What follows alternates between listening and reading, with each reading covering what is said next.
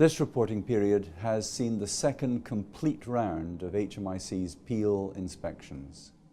Last year, our Peel inspections enable us to compare performance on a force-by-force basis.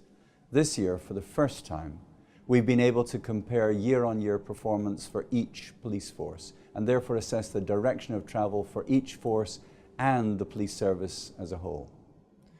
Regrettably, the performance of some forces has deteriorated. However, I'm pleased that for the most part, where the performance of an individual force has changed, it's been a change for the better. Our inspections over the last 12 months reveal two principal themes. The first is that the vast majority of frontline police officers and staff continue to do a difficult job well under demanding and often harsh circumstances. The second is that whilst there are examples of excellence, police leaders need to focus more on what matters most by planning properly for the future, by ensuring that their officers and staff are properly trained, supported and equipped, and by improving the pace of change significantly. It's encouraging that the ways in which the police deal with and protect vulnerable people has improved.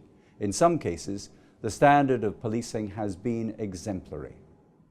The police service is not the only public service charged with meeting the needs of vulnerable people, but it's being used increasingly as the service of first resort.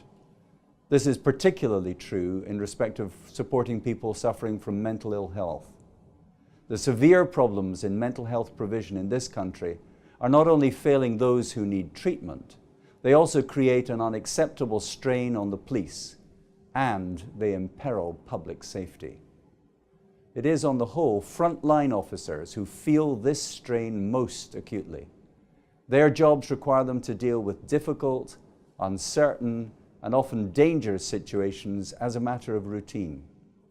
Every day and every night, police officers do things that most of us would go out of our way to avoid.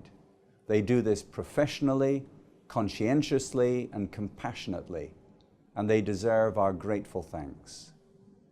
We can't realistically expect the police to meet every possible demand we might make of them.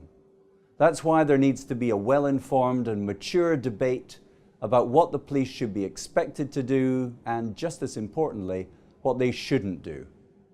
This dialogue must start with a clear and reliable assessment of demand, capacity and capability now and in the future.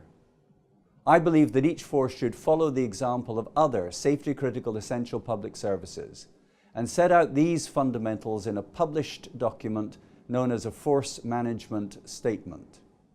Compiling a Force Management Statement requires clarity of purpose and honesty about performance, two essential elements for high-performing organizations.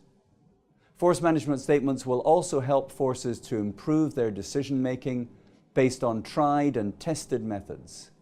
Done well, they will also provide a good foundation for early and better discussions about priorities between police and crime commissioners and their chief constables. I look forward to the introduction of force management statements later in 2017.